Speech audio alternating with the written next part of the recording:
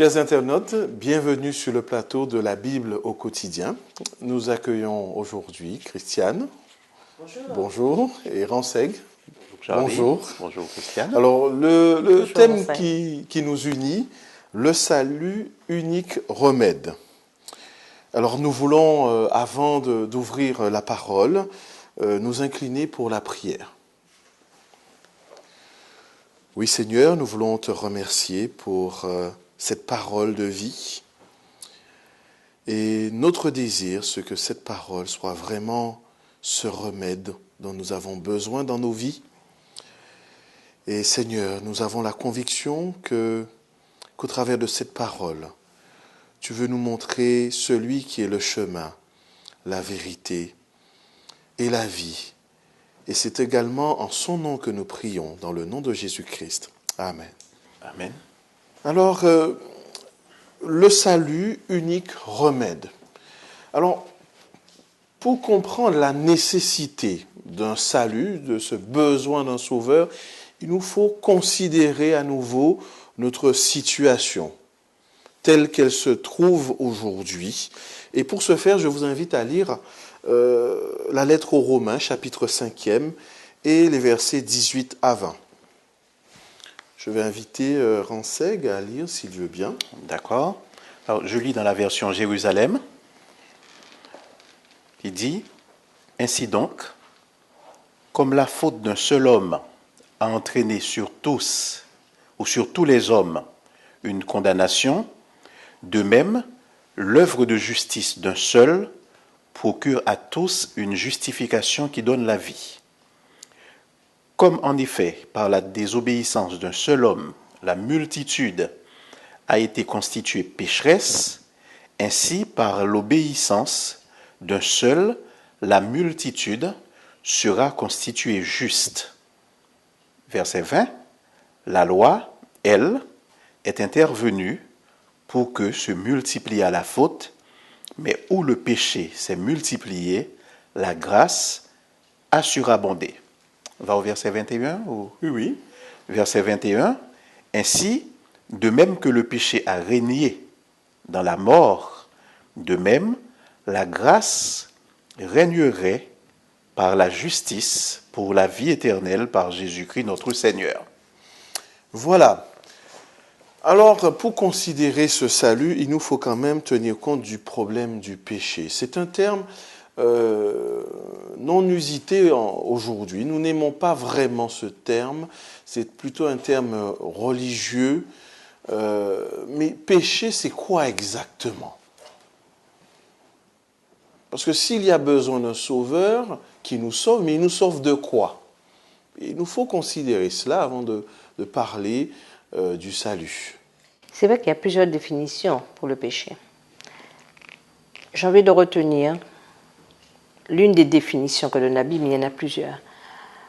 Le péché, c'est l'éloignement de l'être humain de Dieu. C'est la racine du péché. On s'est éloigné de Dieu. C'est l'homme qui fait sa propre volonté, en dépit de celle de Dieu. Oui, alors il y a une autre définition qui cadre avec ce que Christiane a dit, c'est sortir de la voie. Donc c'est quoi que, à l'origine, Dieu avait tracé un chemin pour l'homme où il voulait l'accompagner, où il voulait marcher avec lui, et l'homme est sorti de ce chemin. Et nous savons généralement les dégâts et que causent le plus souvent les sorties de route.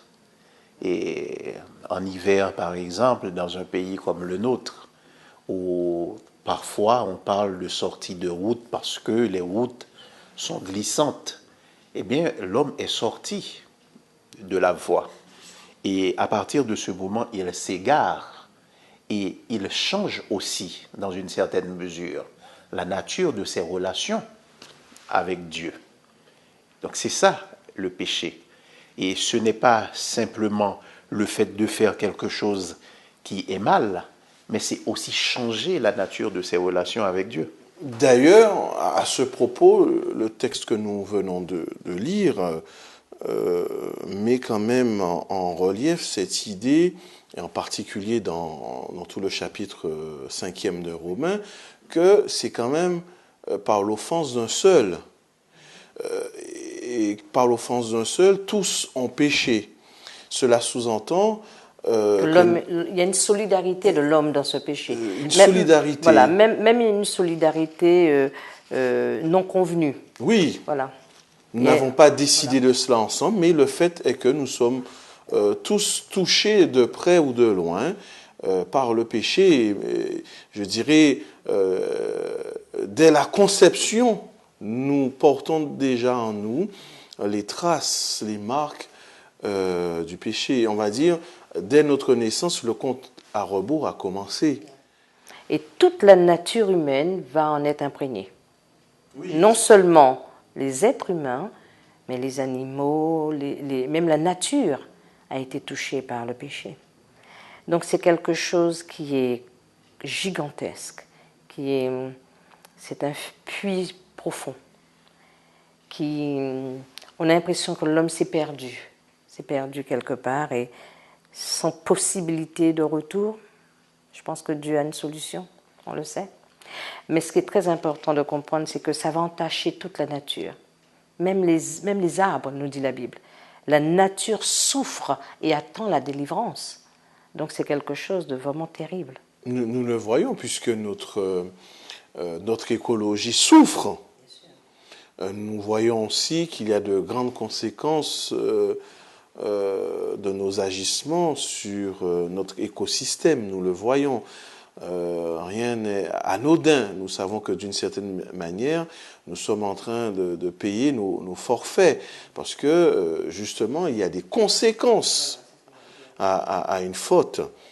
Il y a toujours une incidence. Alors, si l'on parle d'une incidence, est-ce que justement la Bible pose cette question? L'homme est-il justement sujet à rester tout le temps dans ce marasme, dans ce marasme, dans cette situation de séparation? Et la Bible nous dit que non, qu'il y a un projet de Dieu, un projet de restauration. Dieu prend l'initiative de ce projet. Et à ce propos, j'aimerais que nous puissions lire ensemble un autre texte bien connu, à savoir l'évangile de Jean, chapitre 3e. Oui, 3, verset 16. Verset 16. Car Dieu a tant aimé le monde qu'il a donné son Fils unique pour que quiconque met sa foi en lui ne se perde pas, mais ait la vie éternelle. Voilà, c'est une proposition de Dieu. Voilà, Dieu propose à l'homme. Il nous fait une offre. En toute liberté. En toute liberté. Nous ne sommes pas obligés. C'est un appel au salut. C'est un temps de grâce qui nous est donné. Un temps pour faire un choix. Bien évidemment, il nous faut considérer que Dieu est à l'initiative de ce salut. Car Dieu a tant aimé qu'il a donné. Il y a eu un don de Dieu en la personne du Christ. Alors justement, que penser de ce don que nous avons au travers de la personne du Christ, comme salut qui nous est donné? Ta question nous ramène au texte de Romains que nous avons lu, le Romains 5. Et ici, Paul présente deux situations en parallèle.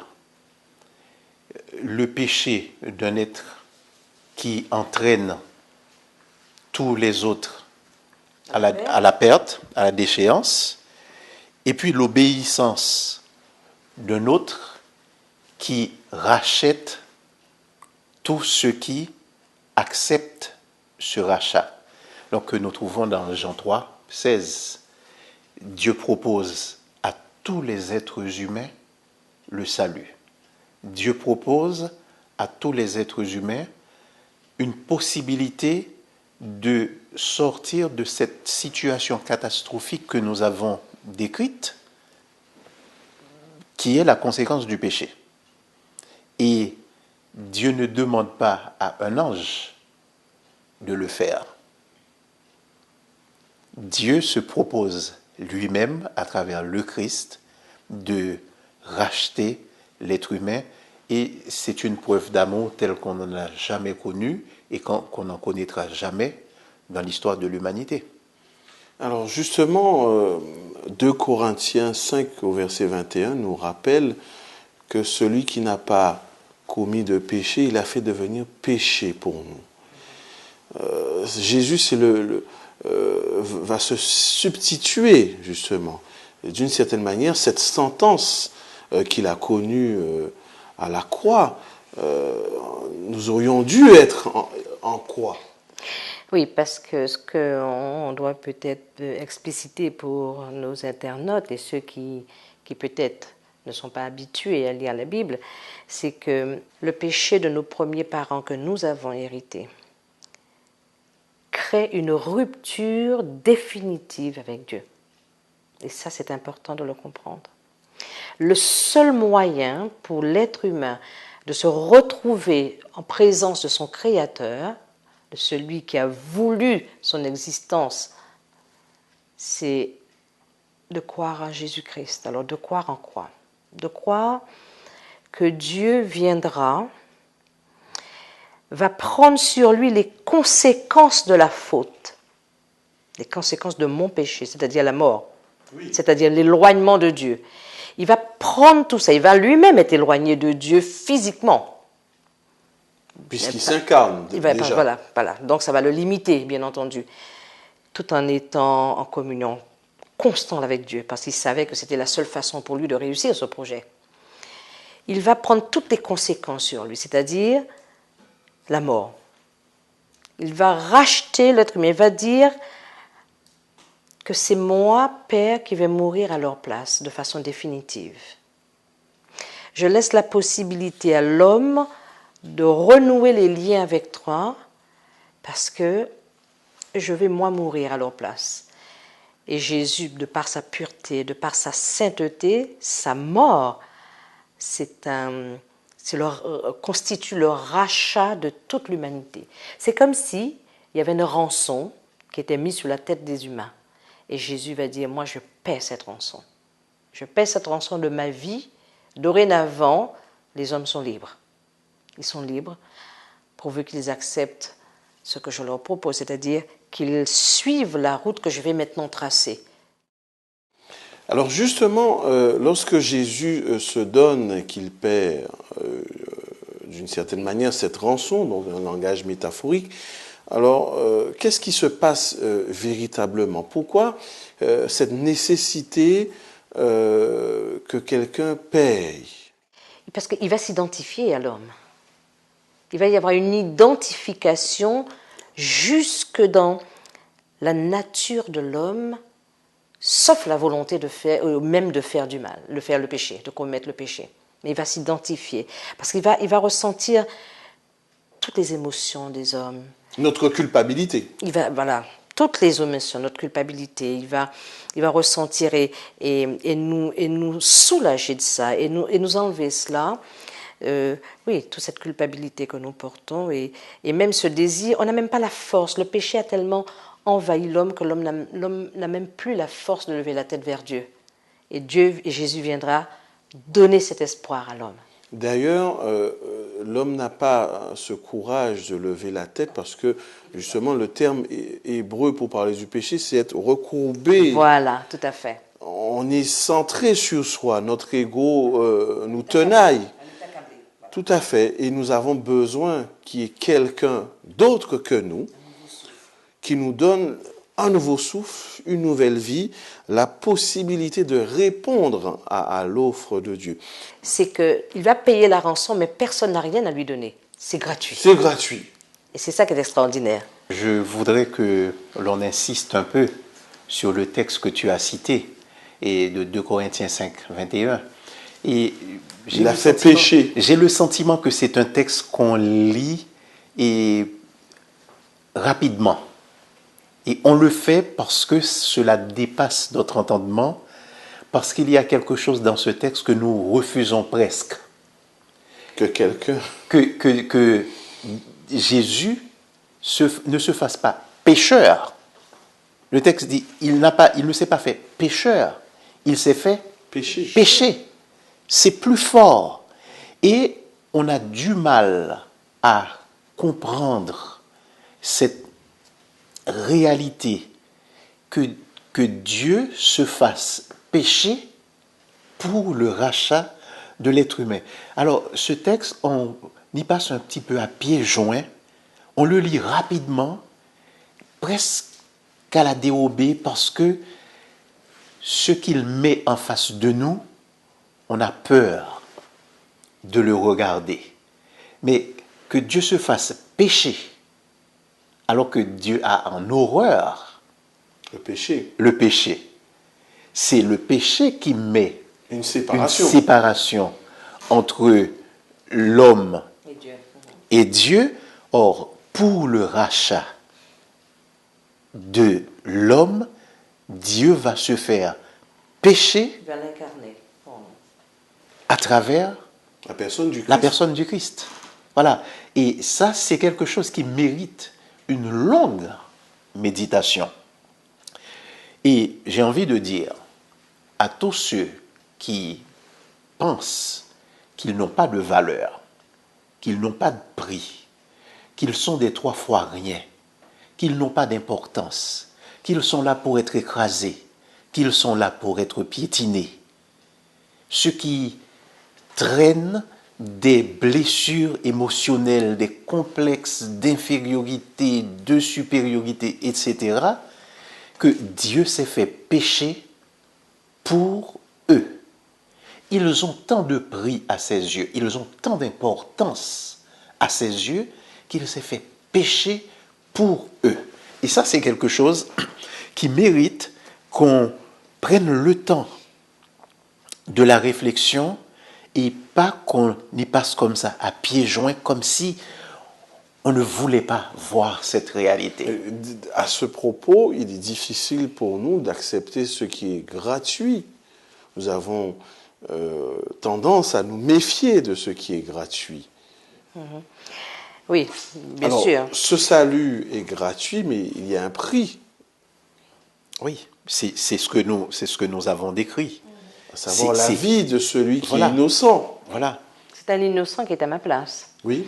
Alors ce que Dieu nous invite à faire seulement, et c'est très simple, c'est trop simple que l'homme a du mal à l'accepter, parce que c'est trop simple.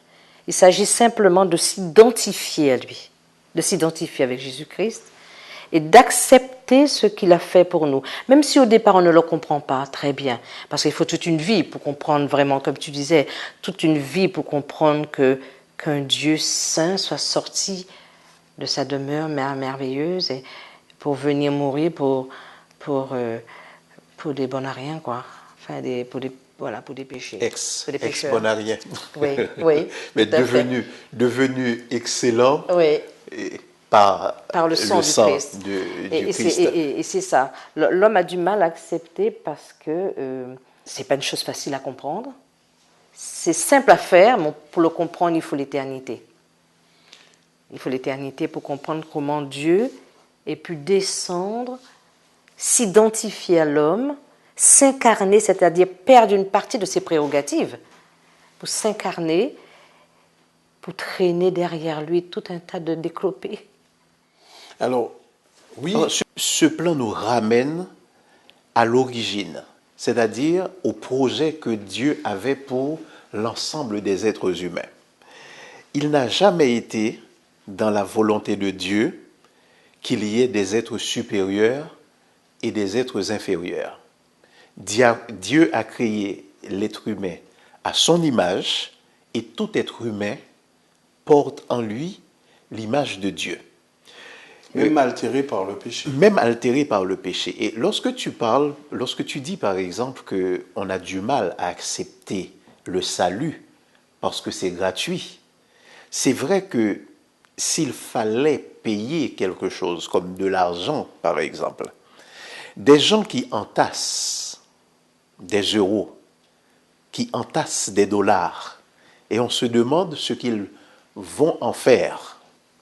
Quand on sait qu'un être humain possède des milliards d'euros, des milliards de dollars, eh bien, si c'était avec de l'argent que l'on pouvait avoir le salut, le larron sur la croix n'aurait pas de quoi acheter le salut. Et ces gens-là, ils auraient pu mener leur vie et puis payer pour le salut. Si c'était les diplômes, si c'était les positions socio-professionnelles qui permettaient à quelqu'un d'accéder au salut, il y a beaucoup de gens, rien que pour faire valoir leur position, qui auraient accepté le salut. Sauf que, tu l'as bien dit, c'est gratuit. Il suffit juste de l'accepter, et ça, c'est un petit peu plus difficile pour les êtres humains. Alors justement, pour l'accepter, il s'agit d'une expérience. Communément, nous parlons de l'expérience du salut. Le point de départ, c'est savoir apprécier ce que Dieu a fait pour nous. Et pour mettre en relief cette expérience du salut, je vous invite à lire avec moi Actes chapitre 2, versets 36 à 38. Que toute la maison d'Israël sache avec certitude que Dieu a fait Seigneur et Christ ce Jésus que vous avez crucifié. Alors, après avoir entendu ce discours, ils eurent leur cœur vivement touché. Et ils dirent à Pierre et aux autres, « Hommes frères, que ferons-nous » Pierre leur dit, « Repentez-vous et que chacun de vous soit baptisé au nom de Jésus-Christ pour le pardon de vos péchés et vous recevrez le don du Saint-Esprit. » Voilà. Il y a une réponse au salut. Il s'agit d'une expérience. Ici, nous voyons l'apôtre Pierre à la Pentecôte. Après son discours, plusieurs sont touchés. Littéralement, dans le texte grec, ils sont transpercés. Ils sont touchés en plein cœur. Hommes, frères, que ferons-nous? Quelle décision prendre? Quelle réponse donner à ce Christ qui meurt à notre place, qui donne sa vie pour nous, qui meurt en notre faveur? Quelle réponse? Il s'agit d'accepter l'offre de Dieu, expérimenter le salut. Ici, Pierre va répondre, changez radicalement, repentez-vous, c'est-à-dire revenez à Dieu. Il n'est pas très loin de vous, il s'est approché en la personne de Jésus-Christ parce qu'il s'est incarné, mais maintenant c'est à vous de faire un pas, accepter cette expérience. Et puis il nous parle également du baptême pour le pardon de nos péchés. Il s'agit d'une vraie réconciliation avec Dieu. Expérimenter le salut, c'est simplement dire oui Seigneur, je veux, j'accepte cette main tendue. Alors beaucoup ont fait cette expérience du salut, mais cela reste une expérience personnelle. Si nous reprenons notre texte de Romains 5, par un seul, tous sont péchés.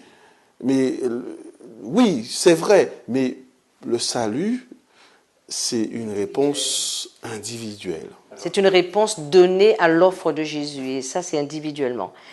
Je voulais juste faire remarquer qu'on va voir que les hommes qui écoutent le discours de Pierre vont réagir, mais en amont, il y a un enseignement. Pierre va les enseigner, va leur dire toute l'histoire du salut pratiquement. Oui, depuis le début. Il parle de Jésus. Voilà, il va notamment. parler de Jésus, il va parler des patriarches, il va parler... Et on sent, après tout cet enseignement, leur cœur va être ému. Et donc, à ce moment-là, donc on voit en amont de la repentance, il y a toujours l'enseignement. C'est ce que dit 2 Timothée, toute parole est inspirée pour convaincre. Et là, on voit qu'ils avaient été convaincus par ce que disait Pierre, et ils se sont donnés, ils ont accepté. Pierre leur a donné le cheminement, repentance, après conversion, changement de direction, changement de mode de vie, changement de style de vie. Et après, donc, le baptême qui est l'identification à Jésus-Christ. Voilà, l'identification à sa mort, c'est-à-dire, au lieu que ce soit nous qui mourons, je l'avais déjà dit tout à l'heure, c'est nous nous associons à la mort du Christ. Et cette association a valeur d'acceptation.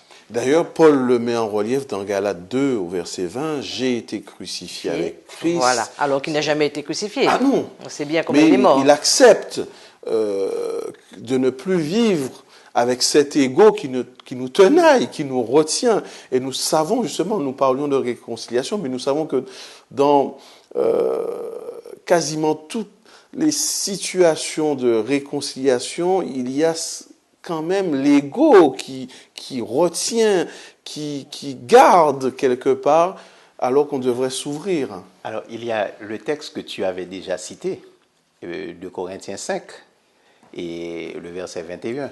Mais quand on remonte juste un petit peu avant, je crois vers les versets 18-19, alors on dit explicitement que Dieu a proposé la réconciliation à l'homme.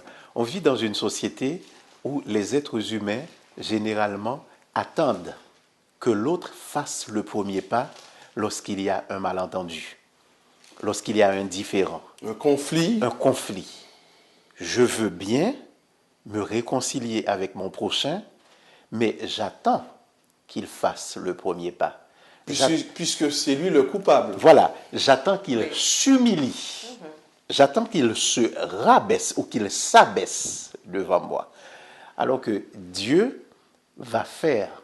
Il va prendre l'initiative. Il va prendre l'initiative de Verset la 19, réconciliation. car Dieu qui était en Christ, réconciliant le monde avec lui-même. Voilà. C'est Dieu qui prend l'initiative de la réconciliation. Comme en Éden. En imputant point Voilà. aux hommes Voilà, leurs offenses. leurs offenses.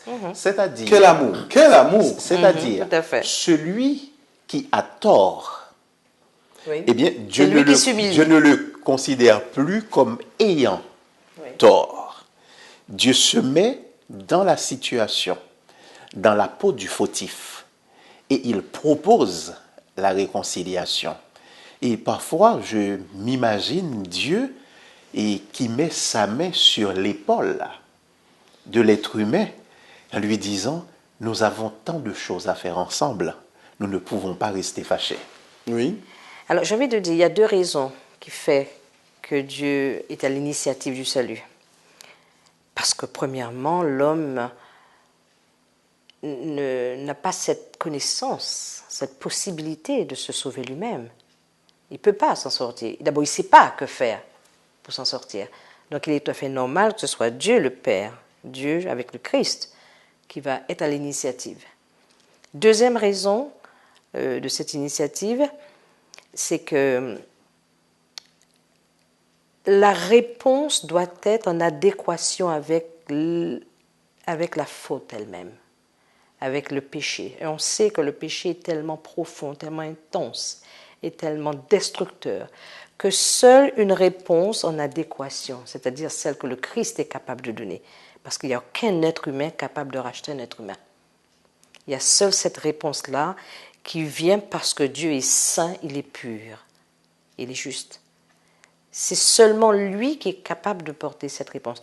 Il n'y a pas d'autre, ce n'est pas parce que je vais, comme dans l'Antiquité, on versait le sang des enfants pensant être sauvé, c'est pas en allant devant les dieux, toutes sortes de dieux que l'homme lui-même a fait, qui va obtenir le salut.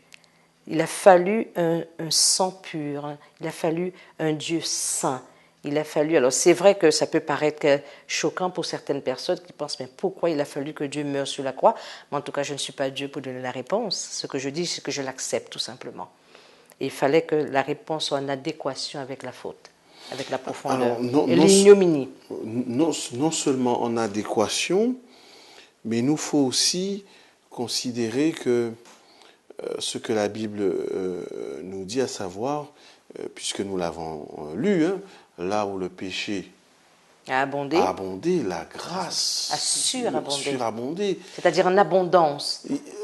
Nous allons de grâce en grâce. Il y a là l'expression de l'amour de Dieu qui ne cherche que la réconciliation avec l'homme. Et nous pouvons dire que si nous croisons ces deux versets de Paul et ensuite ce texte du livre des Actes, nous voyons qu'il y a quand même une démarche. Volontaire. Revenez. Je reviens, mais ensuite j'accepte j'accepte de le montrer publiquement par le baptême. J'accepte de m'identifier à cette personne. Nous voyons que tout cela ne nous rend pas parfaits, mais dans la foi en Jésus-Christ, cela nous donne cette position d'homme gracié. Et surtout, il est dit, il n'impute point aux hommes leurs offenses. Et nous place aussi sur le chemin de la perfection. Oui, bien sûr. Parce que quand le Christ nous dit « et soyez parfaits comme votre Père céleste est parfait », et c'est par ce sacrifice-là Et après, un chemin. que nous avons, voilà, que nous pouvons et nous engager vers cette perfection de Dieu qui reste naturellement un idéal pour l'être humain.